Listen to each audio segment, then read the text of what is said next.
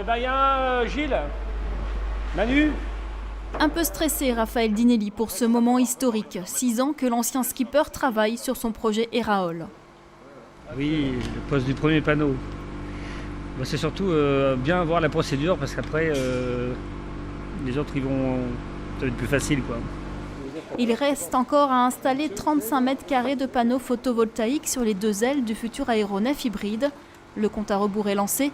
L'avion doit être prêt dans 2 semaines pour sa présentation à la COP21. Perfectionniste, Raphaël Dinelli ne laisse rien au hasard.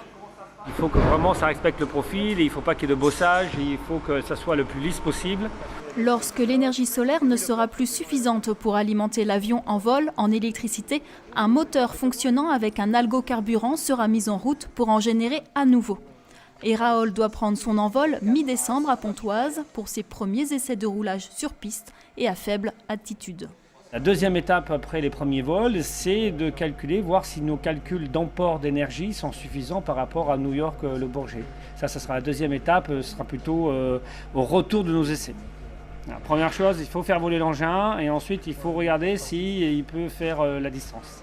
Raphaël Dinelli tentera le premier vol transatlantique sans empreinte carbone, sans escale et sans assistance entre New York et Le Bourget entre mai et juin 2016.